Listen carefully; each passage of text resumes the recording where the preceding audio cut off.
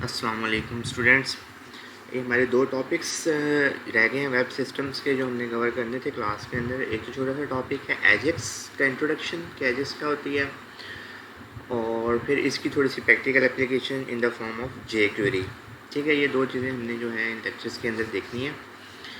Ajax होता क्या है? Ajax stand for asynchronous JavaScript and XML. यानी क्या है, दो आपके पास वेब एंटिटीज़ हैं, इसमें जावास्क्रिप्ट एंड एक्सएमएल, इनका क्या है, कम्बिनेशन है। और ये ट्रांसमिशन क्या है, एसिंक्रोनस है। आपकी जो क्लाइंट और सर्वर मॉडल, इससे पहले हमने पढ़ा है वेब के अंदर कि वेब के अंदर आपके पास क्या है, इतना एक क्लाइंट है और वेब सर्वर है। क्लाइंट और वेब सर्वर के दरमियान जो कम्युनिकेशन होती है वो सिंक्रोनस कम्युनिकेशन होती है। ठीक है, लेकिन अगर आप चाहते हो कि पहले ये देख लें सिंक्रोनस कम्युनिकेशन क्या होती है। सिंक्रोनस कम्युनिकेशन का मतलब ये है, जब भी आपने क्लाइंट ने वेब पेज से या ब्राउज़र से आपने कोई रिक्वेस्ट भेजनी है तो सर्वर ने क्या करना है, इस रिक्वेस्ट को एक्नॉलेज करना है और डाटा भेजना है। उसके सूरत में आपका पूरा पेज, एक पेज है पूरे का पूरा, क्या होगा, रीलोड होगा। जबकि एसिंक्रोनस जावास्क्रिप्ट या एजेस का हमें फ़ायदा ये होता है कि जब हम क्या करते हैं, किसी रिक्वेस्ट को भेजते हैं तो वो पर्टिकुलर एंटिटी या एलिमेंट वेब पेज का वो चेंज हो जाता है, आप वो आपके पास अपडेट हो जाता है, आपका पूरा वेब पेज जो है वो रीलोड नहीं होता। ठीक है, जैसे आप जीमेल का अकाउंट बनाते हैं, जीमेल का आप अकाउंट बनाते हुए अपना यूज़र नेम देते हैं तो साथ ही आप चेक कर लेते हैं यूज़र नेम एग्जिस्ट करता भी है या नहीं। तो ये आपके पास क्या होता है, एसिंक्रोनस कम्युनिकेशन होती है। पूरा पेज आपका रीलोड नहीं होता, आपको दोबारा से सारी चीज़ें फिल करने को नहीं कहता वो गूगल, वो सिर्फ आपको बता देता है कि आपका ये चीज़ जो है एग्जिस्ट, ये पहले से आपका नेम जो है वो एग्जिस्ट करता है, दोबारा नेम बनाएं। तो ये आपके पास क्या है, एसिंक्रोनस जावास्क्रिप्ट एंड एक्सएमएल या एजेक्स की एग्जांपल है। एजेक्स को हम कहते हैं it is a developers dream web page के लिहाज से, because you can update a web page without reloading the page. आपको पेज को रीलोड नहीं करना पड़ता, साथ ही वेब पेज अपलोड हो जाता है। इसके साथ हम क्या करते हैं, you can request data from a server. Page load होने के बाद, यदि पेज लोड हो रहा हो फिर तो हम सिंक्रोनस कम्युनिकेशन कर रहे होते हैं, सर्वर से डाटा मांग रहे होते हैं। लेकिन पेज लोड होने के बाद भी आप सर्वर से डाटा एक्सेस कर सकते हो। ठीक है, और सर्वर का डाटा सेंड कर रहा है और रिसीव भी कर सकते हो, यानी request data, receive data and also you can send data to the server in the background. ठीक है, तीनों काम क्या कर सकते हैं, एक वेब पेज को विदाउट लोड किए या रीलोड किए हम क्या करते हैं, वो एजेक्स की मदद से कर सकते हैं। एजेक्स वर्क किस तरह करता है, आपका ब्राउज़र जो है सर्वर को एक रिक्वेस्ट भेजता है, इसको कहते हैं XML HTTP रिक्वेस्ट। पहले इसका एक वेरिएबल बनाया जाता है। ठीक है, वेरिएबल का जो मर्जी नाम दे दें, उसके साथ हम फंक्शन कॉल करते हैं XML HTTP रिक्वेस्ट ऑब्जेक्ट का। ठीक है, उसके अंदर क्या करते हैं, हम अपनी रिक्वेस्ट जो है वो बना के सेंड कर देते हैं। वो रिक्वेस्ट सर्वर को जाती है, सर्वर क्या करता है, रिक्वेस्ट को रिस्पॉन्स करता है और आपका पेज का कंटेंट जो है वो अपडेट हो जाता है। पेज रीलोड नहीं होता, सिर्फ पेज का वो कंटेंट जो आपने रिक्वेस्ट बनाई थी वो अपडेट हो जाता है।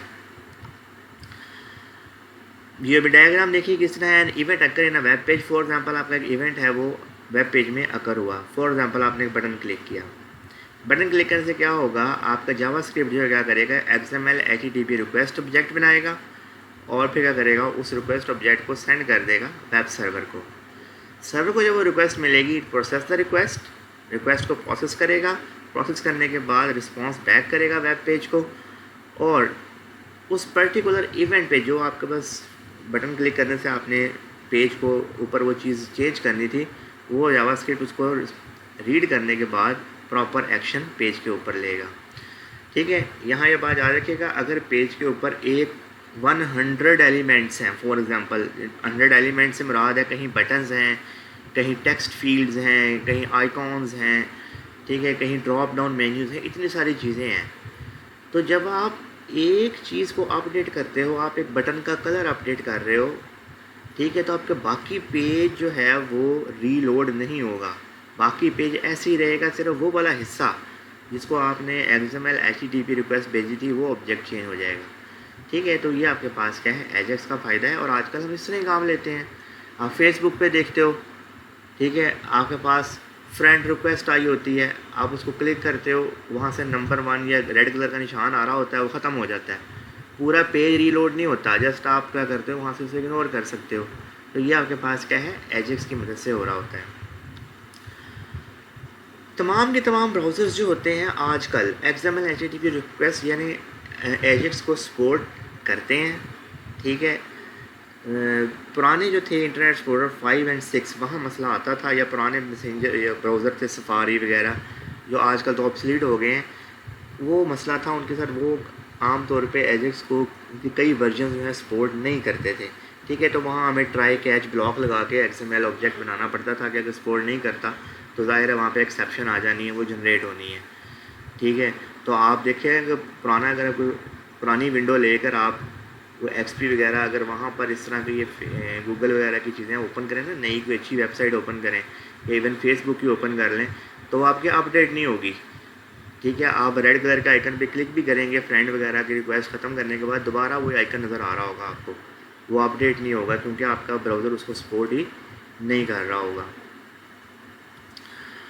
किस तरह क्रिएट करते हैं जी, बड़ा सिंपल है। आपका सिंटेक्स क्या है, वेरिएबल का नाम लिखना है और न्यू XML HTTP रिक्वेस्ट बना देनी है। जिसना for example variable x HTTP आपने एक बनाया, न्यू XML HTTP रिक्वेस्ट बनाई, ये आपके पास एक ऑब्जेक्ट बन गया x HTTP का।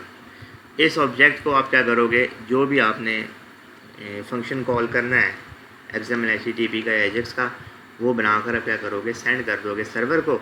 सर्वर क्या करेगा, इस ऑब्जेक्ट के मुताबिक आपको डाटा जो है वो फॉरवर्ड कर देगा, ठीक है। अब ये तो है सिंपल एजेक्स के बारे में इंट्रोडक्शन, ठीक है। मैंने आपको 2 स्लाइड सेंड किए हैं, ये एक स्लाइड है, एक वो स्लाइड भी है, उसको भी आपने रीड कर लेना है।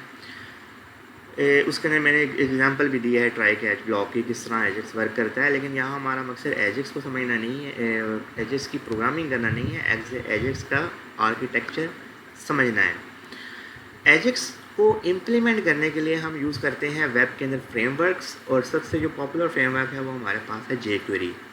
तो नेक्स्ट वीडियो के अंदर हमने जो है वो jQuery को थोड़ा सा देखना है, उसके प्रैक्टिकल एक दो एग्जाम्पल भी करनी है, ठीक है।